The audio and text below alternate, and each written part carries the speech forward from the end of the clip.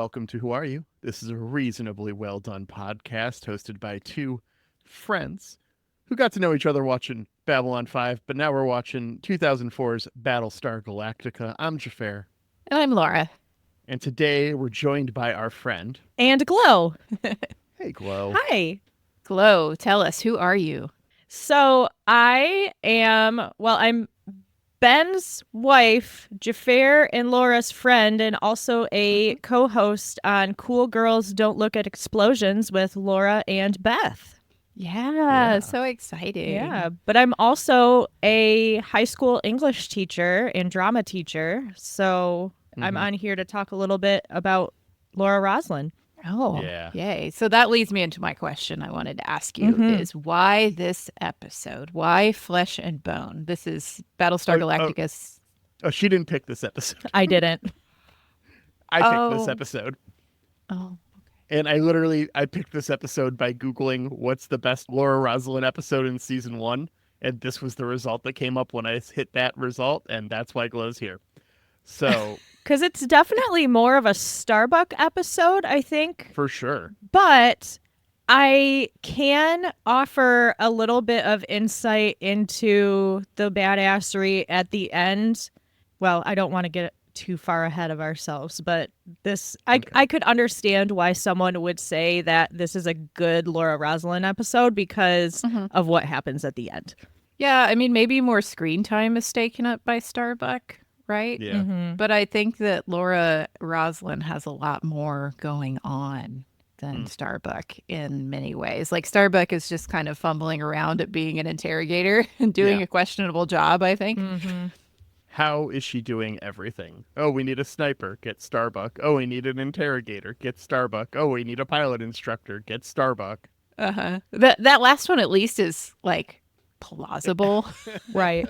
Since she is like hotshot pilot, although I question whether hotshot pilots are often the best teachers, but I mean, they at least establish in the first episode that, like, she was doing this professionally.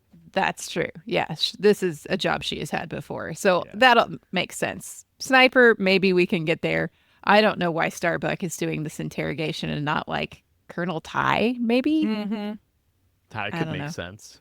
I mean, I would believe, like, Tyrell over Starbuck. I was going to suggest maybe we send Ty and Gata in there as good cop, bad cop. Yeah. Ooh. Oh. Yeah. Mm. But we're just having Starbuck try to do both. So Yeah. I don't know, man. All So right. interesting. Well, okay. Yeah. I guess Sorry we can to ruin dive your in. question. I mean, you've seen the show before, Glow. Laura has not. Right. If you haven't been listening to the podcast. Oh, absolutely. I have listened to every episode and made memes on all of them. At least Yeah, I for was gonna the say. Yes. Yeah. Yes, you've taken over our social media duties. Thank you. Yep.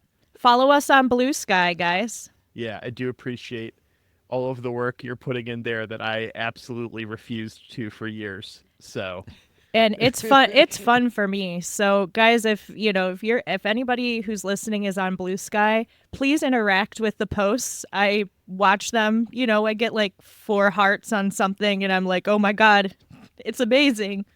I think get it's it. hard to like make the memes when you've also made the content sometimes. Like you don't see the memeable moment, but Glow is like Yeah. capturing all the best. doing a great job. Thanks, guys. We appreciate it. All right. Well, I guess we can just roll in to this episode. We open on Rosalind in the forest. She's having a dream, that's pretty clear, as a Leoben tells her to run. He saves her from human soldiers in pursuit. And then she gets pulled away, and he gets kind of pulled away. Yeah, he gets like sucked away. Yeah. In very bad CGI, but maybe that's just... It's Yeah. the times, surely. Yeah. Yeah. You identify these as human soldiers. I wasn't sure they were human soldiers. I mean, that's fair. They could be humanoid Cylons, but any Cylon soldiers we've seen are like robots, not That's humanoids true. in tack gear and stuff. So it is an assumption on my end. But it did feel like he was trying to save her from human soldiers, which is which plays into what he says at the end of the episode. Right. But yeah, she wakes up in a cold sweat, and she's just in the bathroom for forever. And Colonial One is a small ship, so Billy has to go and check in on her. Yeah, this is the Kamala extract sweats, right? I think she says Yes. it's Yep. the Kamala. So somewhere between the episode where Doc Cottle is making fun of her for wanting alternative medicine and also saying, where the hell are we going to get that? They must have found it on these ships of 40,000 people because she's taking it. She's So. taking it now. Yeah. I don't know. I don't think you get to bitch about the hell on your body of holistic treatments given the alternative. Yeah. I don't know. It sure looked like chemotherapy. Let's just be real. It does, and it's treated like such. Mhm. Which makes me wonder what Doc Cottle wanted to do that was even more aggressive, apparently. Yeah. Because she's like, I saw what that stuff did to my mom. I don't want to do it. Yeah. I don't know. And this hits different in the world that we're in now. I don't know if Ronald D. Moore would have written this the same way. When we have like literal influencers who tell people not to treat their cancer with scientific methods and to drink apple cider vinegar or whatever. I was just reading an article about a couple of Australian influencers, one of whom was a fraud and the other of whom actually died of her cancer because she wouldn't treat it. Wow. And it's like, I don't know if I would write this as like, oh, yeah, there's some alternative natural medicine in the year of our Lord 2025. Ugh. This was super uncomfortable, to be perfectly honest. For very personal reasons. And I get it. Yeah, I know you do. And this, if you don't want to talk about this, we don't have to have this on pod. Oh. But, Oh no, I'm an open book. yeah, I was really thinking of you watching this episode in a lot of ways. And I felt personally really terrible about this episode after I started watching it in relation to that, knowing the struggle that you went through with watching your dad go through chemotherapy for years and his struggles with cancer. And it was just like, oh God, what did I do to Glow? I felt really, really bad. I do want to say, the actress here really acted her ass off. I mean, you know, she did a really good job with it. And, all I'll say, my dad passed from melanoma a couple of years ago, and go get anything checked out, guys. Before it takes over, because you don't know. But thanks for being sensitive. I literally have no issue talking about it. I think that it's important to talk about those things. So. No, I mean, I understand and agree. Yep. My dad passed a couple of years before yours. Yep.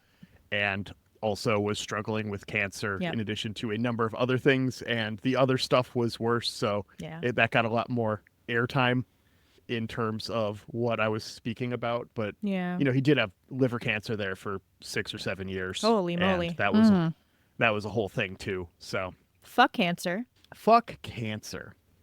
Anyways, they get a call. They found a Cylon over on the Geminon Traveler. Laura calls Galactica, who should really get one of those little speakers from an office setup in CIC, because everyone's got these big old headsets that they're trying to hold on to. Just get a speakerphone, guys. It doesn't count as a networked computer, I promise. And Adama has the ship pull out from the fleet just in case they have fighters on guard. And Adama's all like, well, let's just go fucking exterminate this thing, right? Rosalind insists on him being interrogated. And Adama's like, look, it's only going to lie to us. And even if it doesn't just lie to us, anything it does say is not in our best interest. Yep. Yeah, and this is all so complicated because if you look at Adama's wanting to immediately execute it in light of what it says at the end of the episode, of course he does. Of course he wants that. But also, all Cylons seem to be acting in their own interests, so he's also not wrong. And this is like catch-22s all over the place. Yes, it's a lot. And how did Laura get that dream in the first place? So is Leoben doing a little 6PT action on her trying to get her to want to talk to him. Like, huh. Yep. Huh. Yeah, and not Sure is a real Cylon-y dream she had, huh? It is. Yeah. Especially for someone who never met Leoben. Huh. Uh-huh. Yeah. She's seen the dead one, right? Yeah. Because she showed the pictures at the press conference.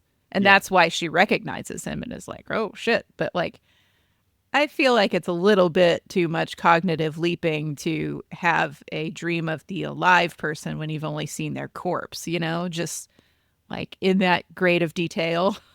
Yeah. Yeah, it's a bit of a leap. So Adama's like, okay, we'll send someone to interrogate. So he decides to send Starbuck because we've paid our actors for every episode, so they need something to do. Sure, yeah. There's no logical reason for this to me because Starbuck is like famous little hothead and like not quite thinking it through, and sometimes it pays off big, right?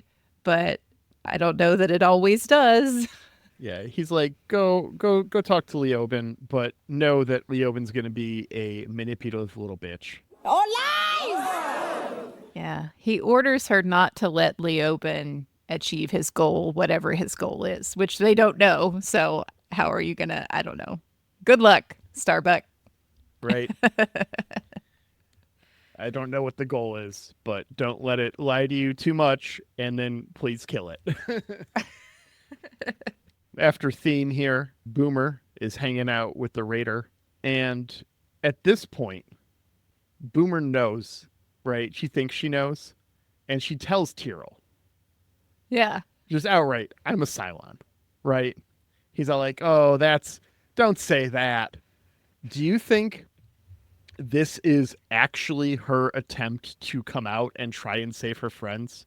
Because she knows she blacks out and bad shit happens.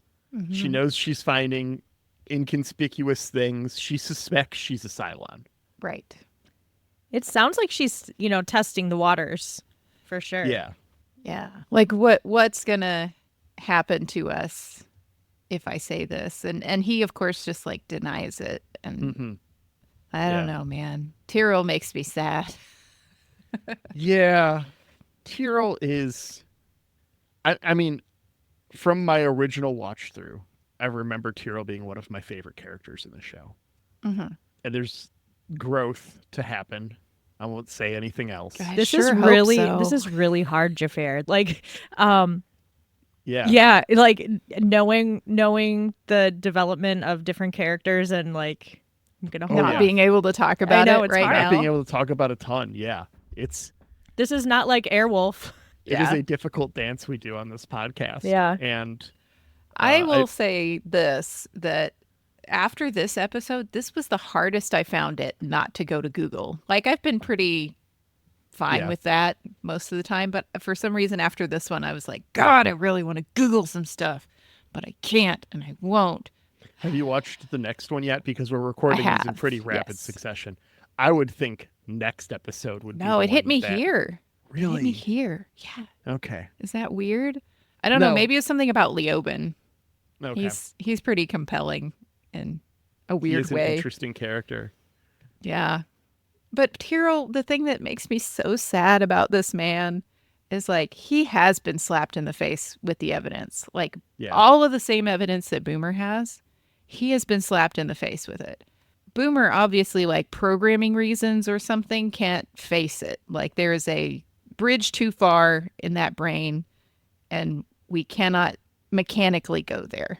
Mm-hmm. Tyrell is like, I guess, I mean, he's doing the same thing as a human being, but for some psychological reason also won't face the same evidence. It's not necessarily a mechanical reason. It's like, I'm choosing not to, and it makes me so sad. Yeah. But people do this all the time. It's a thing that human beings do. We don't want to face stuff. Mm-hmm. Over on the Gemini Traveler, Starbuck is watching Leoben sweat. Okay, I'm not going to judge your journey. Starbuck is all business to start this interrogation, refusing to answer any questions, but he knows who she is. Yeah. He says that he's hidden a nuke in the fleet and that they have a lot to talk about. It's going to go off at 1830, I think he says.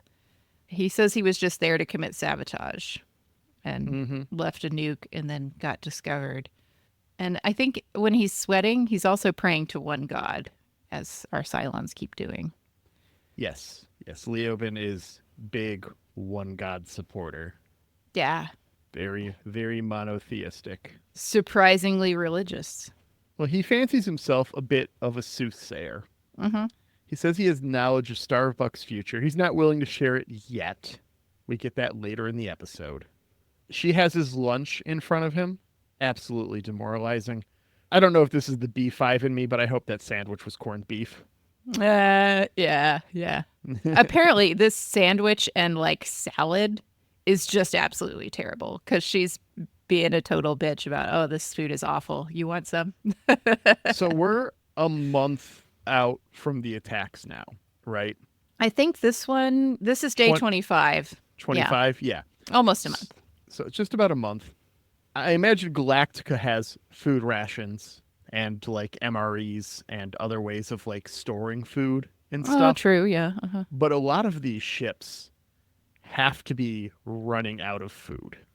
I imagine most ships in the Colonial Fleet, given that there were not exploration vessels, none of these are exploration vessels, are probably like 2 weeks tops. Like how much food fits on a 747? You know, like exactly enough for the trip it's going on. So we don't get a lot of that in this first season. I want to know more about the food.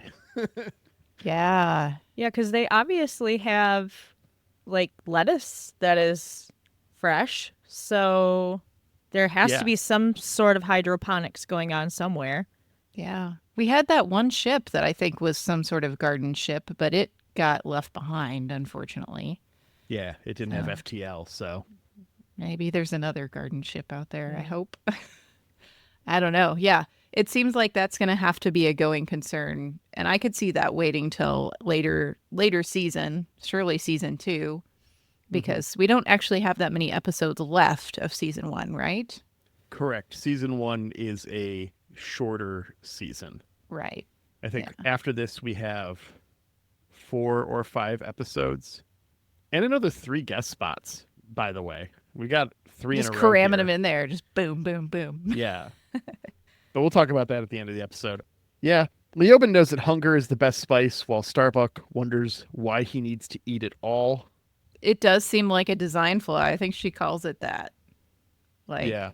poor programming is her words. Well, I mean, she's imagining a purpose for him different than the purpose that was imagined for him.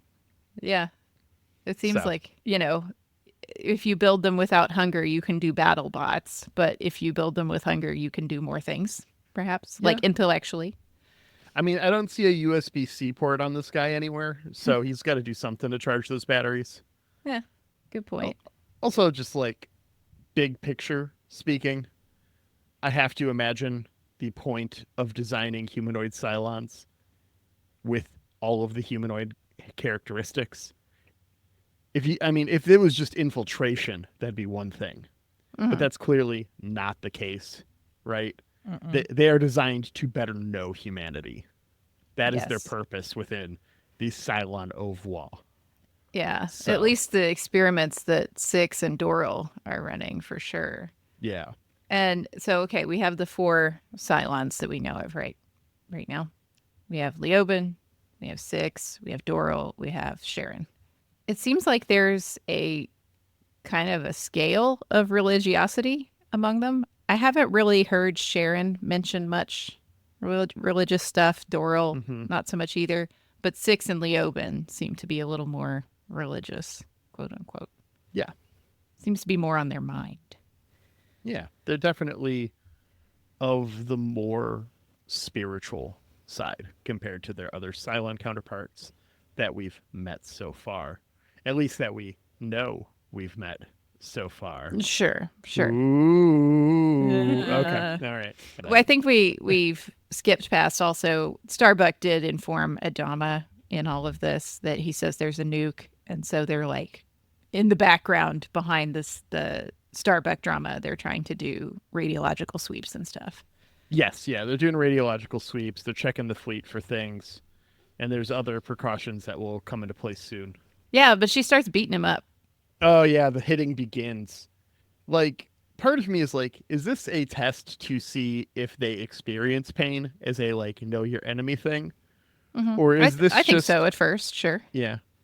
It's either that or it's a completely archaic view on interrogation that is so often found in media. Uh-huh.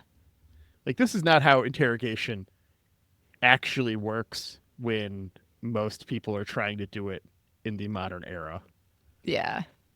This is how you get false confessions real fast. 100%. Yeah. Like, I'm not saying that this stuff doesn't happen. It definitely does, and it's definitely a war crime. But there's also a whole, like, modern interrogation method that is very, very different from this, that does not involve anything along these lines. If you want to learn more about that, I suggest reading about the guy who interrogated Saddam Hussein at the end of Gulf War II. That is a really interesting... There's an interview that he did with, I think it was CNN, but it might have been a different news site, probably like 6 or 7 years ago, where he talks about the interrogation methods and like reading Saddam Hussein's books and using that as a way to like ingratiate himself to him and stuff. Just like, it's very, very interesting. God, that's got to be a weird read, especially with your purpose in mind. Yeah, for sure. I wanted to talk a little bit about this interrogation, not even really being about Leoben, but for the writers to do some character building for Starbuck's character, because we definitely see, I don't know, a unhinged side of Kara come out, and, you know, not getting too far ahead, but we also are dropped, hey, she's gone through some trauma, and this is, you know, for somehow Leoben knows about it. And he is exploiting that character flaw in her. 100%. Yeah. That's a good call out. I kind of was reading the whole thing as, well, here at the beginning, you know, she's just like trying to figure out, do they feel pain? Can I get him to like turn off the pain software, like she says? Mm-hmm. And then I feel like Starbuck is a person who is not qualified for the situation and has been thrown into it. And that's where it gets, like you said, unhinged. Like, yeah. You know, I've been ordered to do my best, and my best is actually not very good here. Mm-hmm. I'm just going to go off the rails. Yeah. And, you know, it's even hinted at that, you know, she has to kind of almost become her mother. In this as well. Sorry, English teacher diving in here, but, you know. No, I need this. Yeah. This is what we want. Yeah. I think it's really important for her character here to see that she's not just a jock. There's a lot of pain under there. And Leoben is, you know, pushing all the buttons, maybe even allowing her to do this. I know it's not like he has really any choice, but he's able to draw that out of her. Yeah. Like he knows he's just here for character development, basically. Yeah. I do want to take apart as much of it as we can, especially in some of these wordier spots where Leoben kind of has monologue time or something, because I feel like when I'm watching this show, trying to take notes, I stop a lot. And I'm not really... It's a trees versus forest thing. I'm getting a lot of trees. I'm not seeing the forest. So if you got insights to give to me, I would love them. I mean, part of that, too, is, like, I don't know what I can say sometimes. Yeah. Well, we'll let Glow give us, like, English teacher analysis today. Yeah. That's plenty. That's fine. What is the author's intent? Exactly.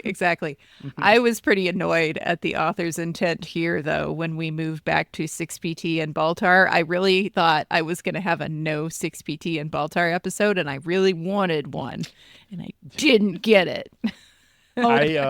I actually wrote, we get our network mandated Gaius and 6PT scene in my notes. Yep, complete. It really felt that way. Complete with her, you know, behind him, massaging sensuously. I'm just so tired of these two. I'm so mad at Baltar. Boomer comes to visit. and wants to be in the first batch tested with the Cylon detector. Yeah. And 6PT is like right over his shoulder. And it's like, what's the rush? So I don't know obviously she knows the truth about her, but what does Six know about the Sharons? She seems pretty annoyed, I think, here. I mean, we see a bit of that on Caprica as well. Yes. Mm-hmm. That generally speaking, the Sixes and the Sharons, not besties. No. She's pretty annoyed. Yeah. They seem to be very different people. So. Yeah. Baltar can't say no to a pretty lady. And even though it's not ready, he's going to do a beta test on her. Yeah. Yeah, this is the control group, right? I'm sure that won't mess up the results for everyone. Yeah. It'll be fine. Yeah. We go back to Caprica, we're on Caprica Green this time, as Sharon is late for a meetup with Six and Doral, who are like, what a fucking skin bag Sharon is, hanging out with the Humies all the times. But isn't this the assignment they gave her? 100%. Well, actually, I guess it maybe gave her isn't quite correct. It was maybe more... It depends on the Cylon structure, which might lead into spoilers. I'm not going to say anything right now. I'm going to purposefully avoid this topic. Well, it seems like... They're definitely overseeing her operation here. Yeah, they're here to watch this happening. Yeah. And it seemed in episodes previous like we're all in on it. You know, whether or not somebody ordered somebody to do something, I don't know. But like we all know what's going on and we're all trying to achieve this thing. Yeah. And I think I caught from the scene that Sharon is like, they're saying she's supposed to convince him to stay and like live in this cabin. Yeah. Like that's the next thing is convince him to stay here. Is now that you guys have fucked, go live in this cabin and we'll leave you alone. We've set up this place to be nice and quiet and away from everything. Uh-huh. Or he's going to get killed. Like, yeah. Oh yeah. Well, we don't need him if he won't do this thing. Exactly. And Sharon is pretty reluctant about this, which Six is clocking immediately because they're not friends. And Sharon runs back to Hilo and tells him that she's seen Cylons and they have to go now. Now. Time to get the fuck out of here. So she's not going to convince him to stay in the cabin where he would be safe, it sounds like, for a time. Yeah. Well. Or maybe not. I don't know. Maybe not. Back over on the Traveler, Starbuck talks shit while Leoben says he is God. And then he clarifies, not really me specifically, but all of us. We're all God. Yeah. But then he goes on to say, well, when I say we, I don't mean you Humies, because you betrayed God's ideals, which is why the Cylons were created by God of God in the first place to punish you for your sins. Yeah, and she's like, well, we created the Cylons. And he's like, but did you? But did you? Huh. Yeah. Huh. Maybe God created us through you. Boom. Huh. Anyways, Leoben alludes to a bunch more rivers and streams. This is imagery he really likes, going back to the well on, if you'll forgive the pun. And waterboarding was all the rage at Gitmo around this time, so let's just go ahead and lean in. It's not like it's open again, right? Right. Right. I mean, I don't expect this to make you feel better, but what we're presented with here is not actually waterboarding. Waterboarding is actually a very different form of torture. This is just like dipping someone's head in a bucket and until they are sad, right? Yeah, I think I call it Dunkin' for bullshit instead of apples at one point in my notes. Mm-hmm. But yeah, waterboarding is they put like a thick fabric over you, like a canvas or a towel or something, and then they drench that in water, and it makes your brain think you're drowning even though you're not. Ugh. Awesome. Yeah. It's all horrible. It's arguably worse. I don't know. I don't want to know. Nope. I'm not gonna do any empirical testing to find out. I can fucking say that for sure. Probably a war crime. We're really earning our explicit rating today, and by earning, and I mean me, dropping a bunch of F-bombs. What is a podcast for if you can't say fuck all the time? Right. Fuck if I don't even know. know. Leoben says he could kill Starbuck before the guards even get back in. And she's all like, yeah, whatever. And then he proves his point by breaking his chains, throwing the table, and instantly choking her. This better not awaken anything in me. So stressful. I mean, one thing this does show us too, which might add to the confusion, is he is willing to show some of his cards. Yeah. Yeah. So what has he shown us that's real and what's not? Because when it wasn't working for him, he showed his hand, right? Oh, you don't think I can do this? Okay, here we go. So how human is he and how provocable is he? Yeah. Yeah. And I wonder, the other guards rush in and pull him off of her, but how much of that is him just letting it happen? Right. Mhm. So is the whole thing he knew he was going to be messed with, and he just is letting this whole thing happen because he could have gotten out of this situation already. And he's got that kind of, was it Zarek who we met? What was the character's name?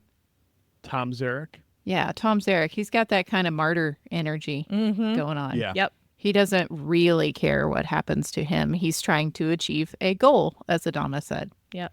Mm-hmm. Always knowing that he's going to die in this. Like, there's no way out. But, I mean, one Yep. thing we didn't hit on is they do make a big thing out of he doesn't know if he's close enough to do the reincarnation thing.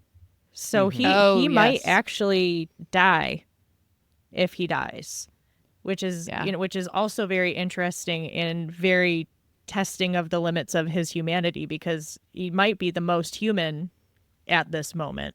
That's true. Yeah. That's true. Which would make his whole martyr vibe even stronger. Because if he's not sure he's going to reincarnate, most martyrs don't think they're going to reincarnate, I think.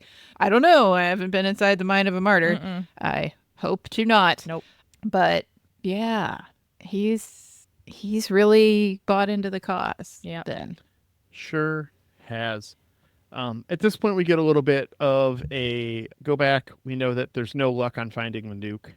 Yeah, we visit Leoben's corpse as well as Adama is thinking about this and calling Ty. Was it jarring for you how much better this corpse looked than the photo Rosalind showed of the corpse like 5 episodes ago? Am I the only one who clocked that? Yeah, I didn't really notice anything about that. The photo she showed of the corpse, I remember being like, this is a fucking corpse. Like, this has been dead, right? And fucked up from radiation and stuff, because Leoben was not having a good time on his way out of Ragnar Station. He was real sick. He was real sick. And then this Leoben looks almost recently dead and healthy. I wonder if that's continuity problem or an on-purpose problem. I don't know. It's safe to say it's a continuity problem. Okay. All right. If it was a thing they were teasing to be a spoiler for later, I would not be bringing it up right now. Yeah, they didn't. Yeah. I don't know, for one, why he goes to visit the corpse. That is never obvious to me. Yeah. And 2, why we have this corpse and we haven't done any testing on it. We're like ripping the Raider ship apart trying to find the poop tube, and we're not looking at the Leoben? What? Guys. I mean, Now, I'm not going to say that it's for certain because maybe they haven't. But like an autopsy is usually chest down. If you open up and see that it's all just normal organs and stuff, I got to imagine anything that you think might be Cylon bits, you've already exhumed. Hmm. But I maybe mean- not. Maybe they're just fucking up. There's a lot of that in this show, just generally speaking. It's almost like they're human. Eh. Almost, though. Yeah. And I mean, I guess it's possible that the Cylons have just done such a good job recreating these human models that you just open it up and from all the things that you have, all the microscopes or the tools or the whatevers, you're just like, damn, it's all the same. Like, Yeah. I don't know what I'm supposed to learn from this. Where's the transmitter? Where's the red glowy spine shit? Yeah, it seems like they should have given Baltar some leeway to use this corpse. Like, shouldn't that have been like part of the Cylon detector? Is like, oh yes, I can figure out, but I don't know. I mean, It's also, fine. if he doesn't ask for it, are you going to give it to him? Does he? He knows that it's there, though, right? You know, I mean, he uses the basis of Leoben dying in the radiation of Ragnar Station. That's why he says he Yeah. needs the nuke. That's what makes the Cylon detector. Yeah, so he knows it's there. Is he being a dipshit?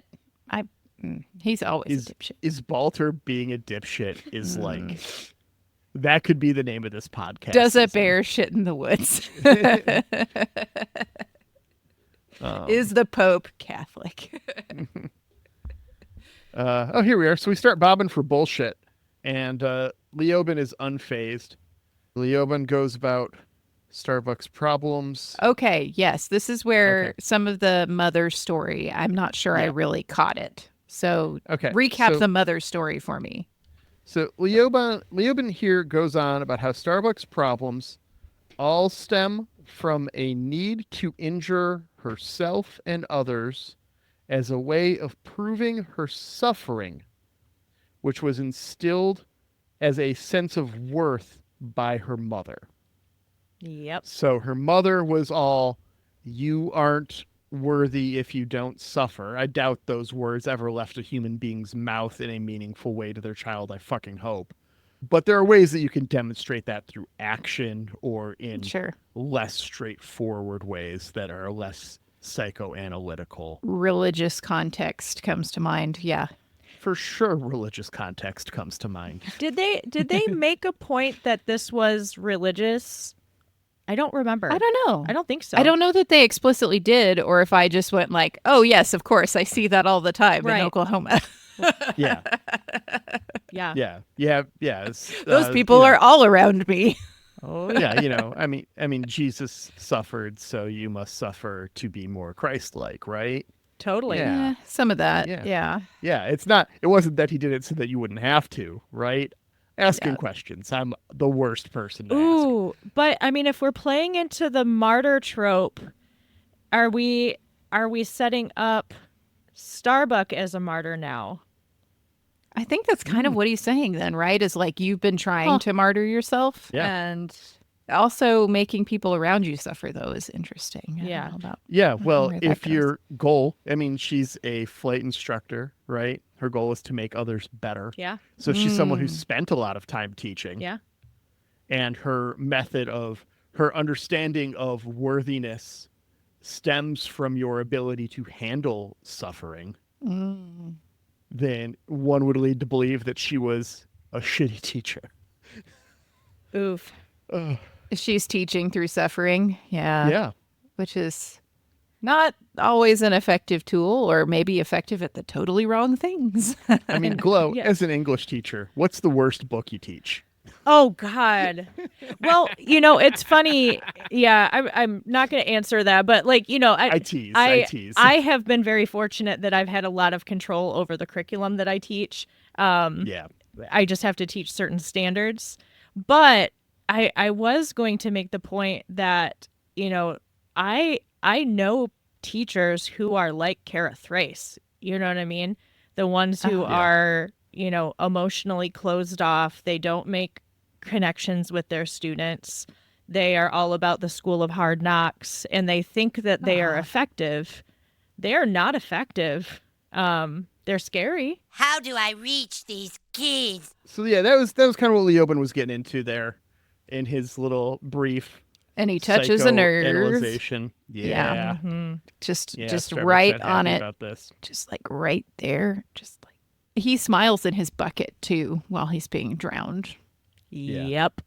So clearly achieving our goals. That's Mm-hmm. excellent little piece of writing there because it's just enough of him, again, playing his hand. Just we see a little bit of it for the audience. You could have like looked down at your phone and not seen that part, right? Yeah, totally. Mm-hmm. Or it's your notes. Yeah, right. Yeah, totally.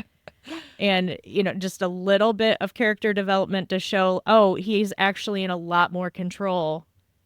Just like, him going berserk on her a moment ago. Yeah. We cut over to Boomer, who talks a little bit about her past. How mysterious. Her whole family died, The at whole start of her colony was military destroyed, career. huh? Yeah. Crazy. Yeah. Huh? Weird. Huh. Huh. Yeah. Man, do we know any other characters like that? Huh. Maybe we should think about that. Anyways. Oh, now I am. Ooh, Laura's face. That was such a good face. Sorry, this is audio no. format, guys. Oh, well. Man. But yeah, the Cylon detector actually works. It seems like it does because we know that she's a Yes, Cylon we and do. it pops. Mhm. So, Big red over here. yeah. No Chuli's double mint for her. Only big red.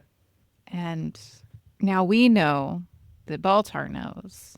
But Mhm. Baltar knows that she doesn't know. It's a whole thing. Mm-hmm. Yep.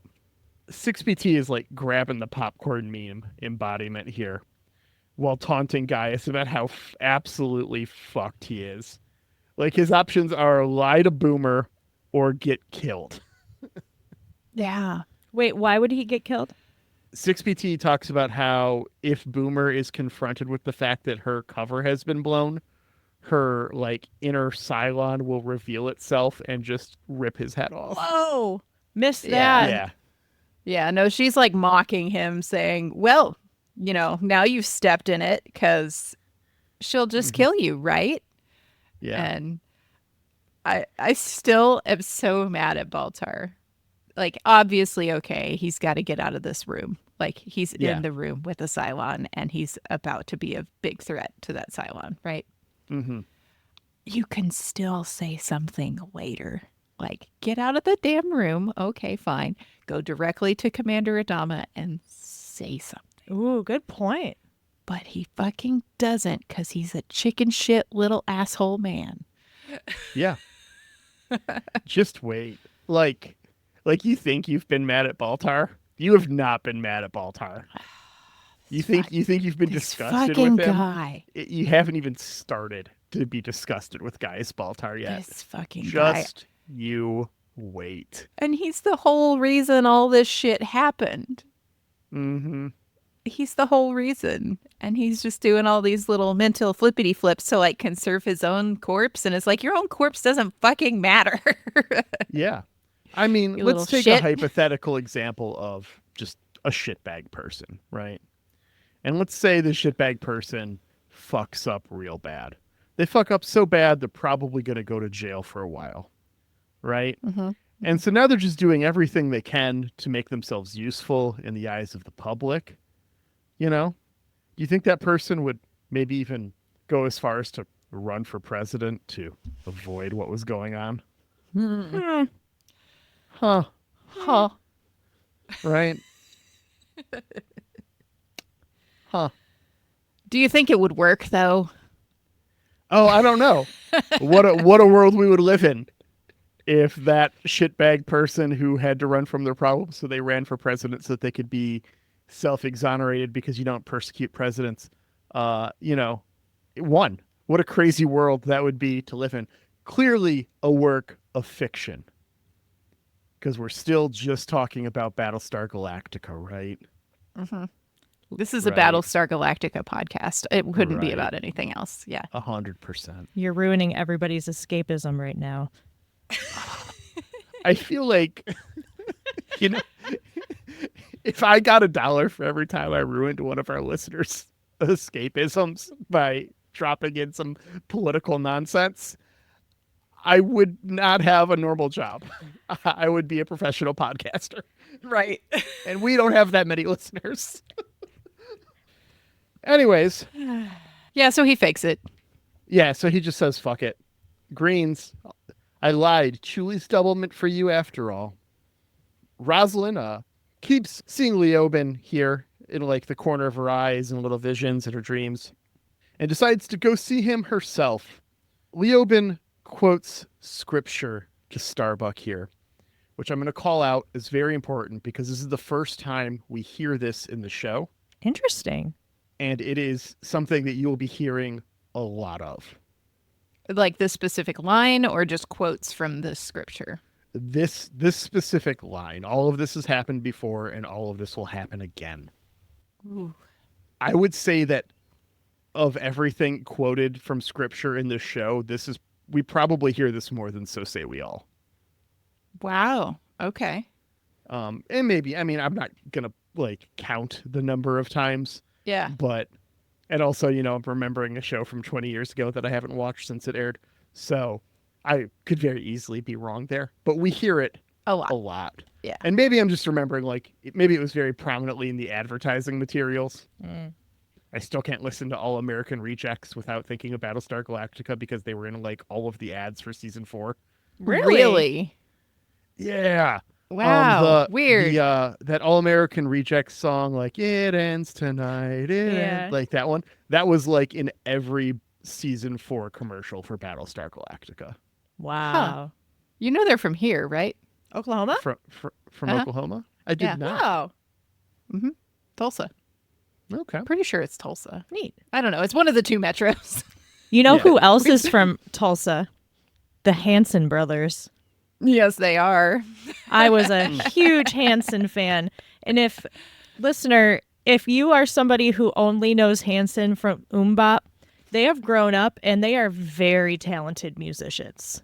Yeah, they're still musicking. I think one of them owns a brewery in Oh, wow. Tulsa. Yeah, they've got a beer called Hops. Yeah. That's right. Yep. Yes, they do. Yep. Because That's the only thing I know.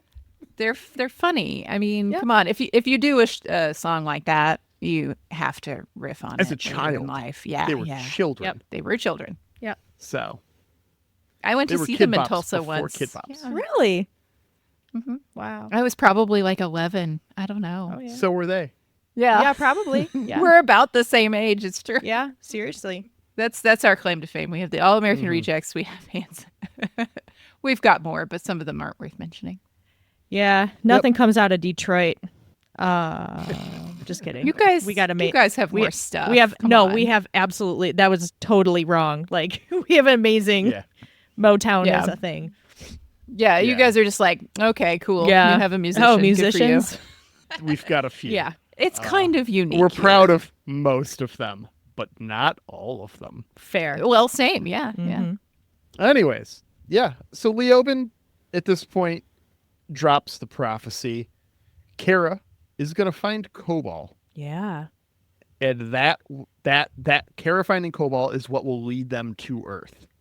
Okay. Clarification question here. I assume this is Yeah. not a too spoilery clarification. If it is, I won't answer. Cobalt, is he speaking of a planet or of a god?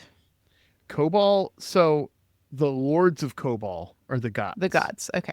But they are the 12 colonies of Cobalt because Cobalt is the originator of humanity.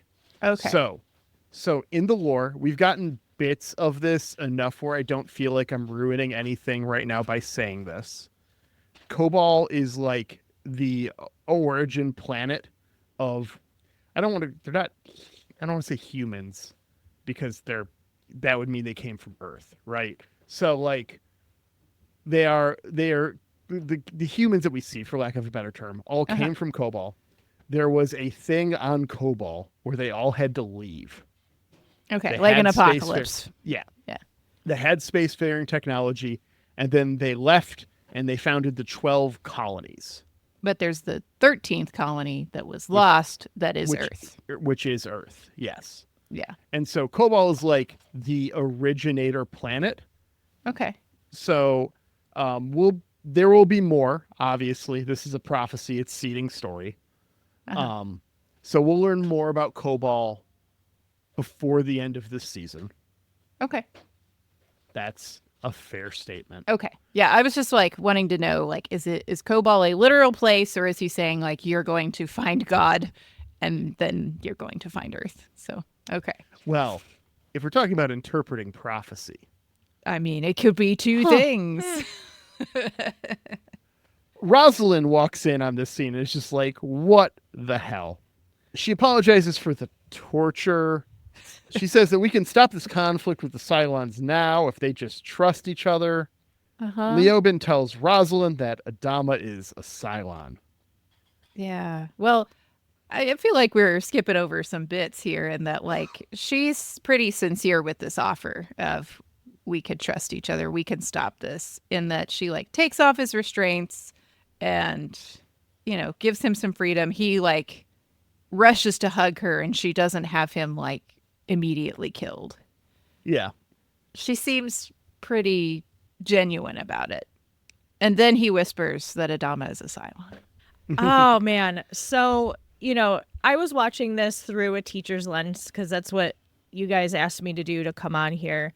And I don't know if, you know, the writers here knew a teacher or, you know, but the way that she deals with this situation feels like my teaching style when it comes to very difficult personalities.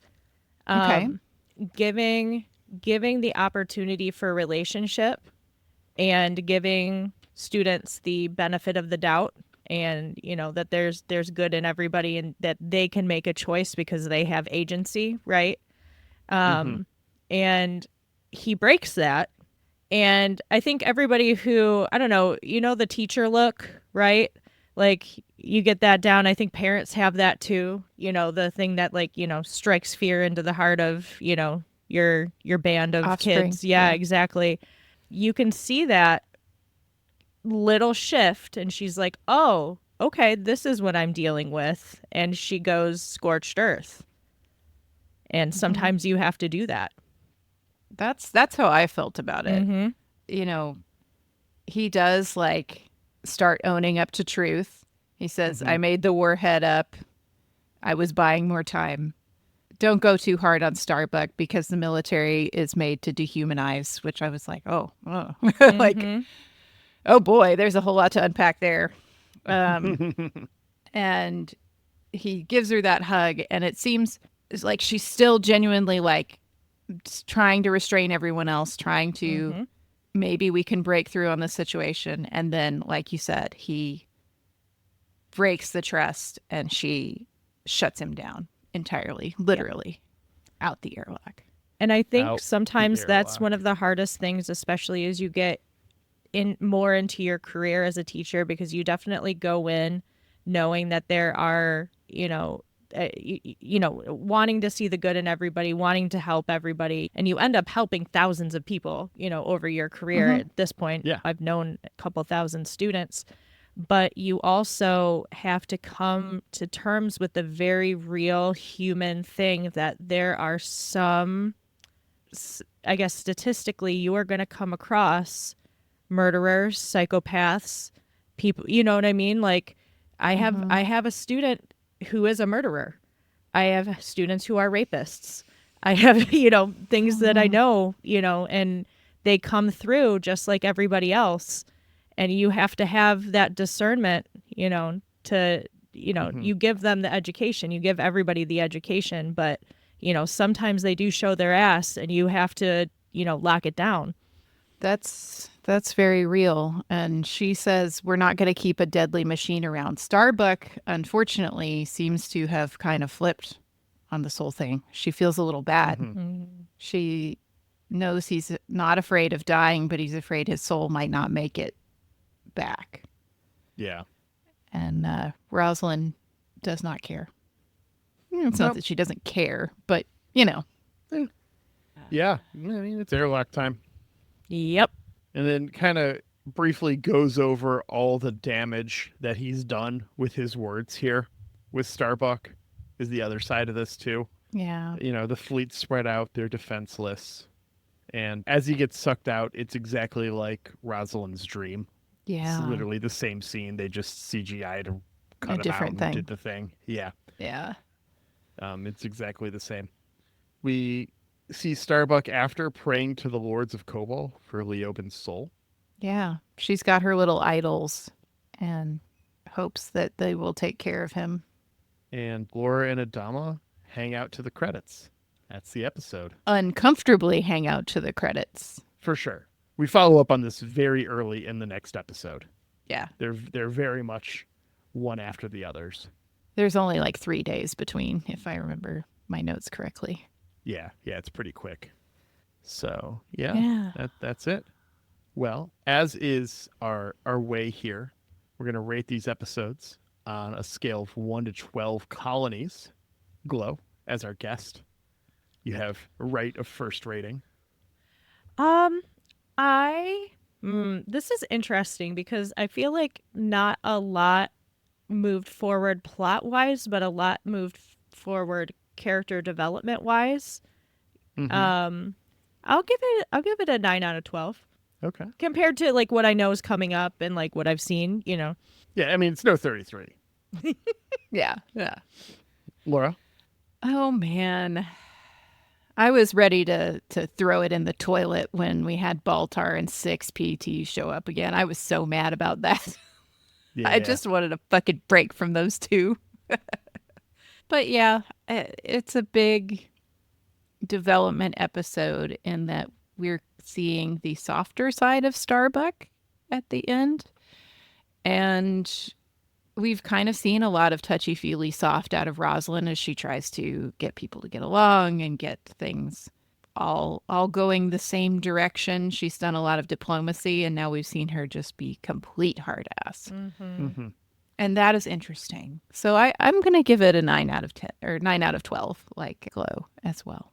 Yeah, I mean, I'd say overall I enjoyed the episode. There's a lot of big stuff that's foreshadowed in this episode. There's a lot of little stuff that's foreshadowed in this episode.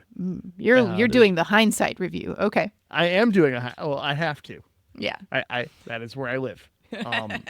But overall, it's like, I have to admit, it is colored by the fact that I've already watched the next episode because I watched and did notes back to back. Yeah. And the next episode I have a lot stronger feelings about than this episode. Same. And so part of me is all like, yeah, it was okay, because I know how I feel about the next one, and I have a lot of things to yell at this microphone next episode. I can't wait. I'm sure Ryan will too. I was texting him to like set up the recording time, right? And he was just like, I chose right. It's like all he had to say about it. And it's just not like, all right, you did. But I would say probably an 8 out of 12 for me. Okay. Overall. Glow, do you have anything else you want to talk about? Anything? It's been a pleasure to have you on here. This is your first time on Who Are You? As we discussed, you've done LTO. You're on Cool Girls Don't Look at Explosions. So now you've completed the Pod Fam trifecta. Whoa, the gamut. Woohoo. You've been on all of the currently airing shows on the What Happened Here network, which is a blast. It was great to have you on. Mm-hmm. Will you come back for season 2? Do you have anything in mind? Maybe we'll let you pick your own episode this time. Man, I would absolutely love to come back, and it's really nice to hang out and be with your friends. Obviously, this is great, and I know your guys' original concept for this is, the Who Are You thing, right?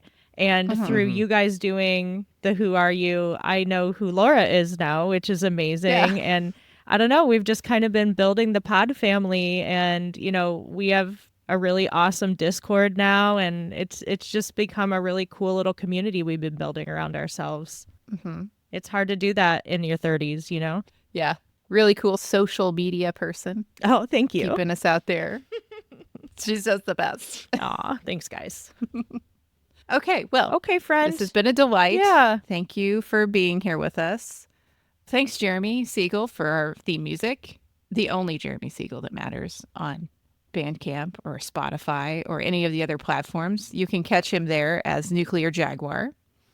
And if you can go see him live in Florida, then why haven't you done that yet? He's playing with the Savants. He's playing with the Late Night Losers. He's playing with the Persons Unknown. Get yourself to those places.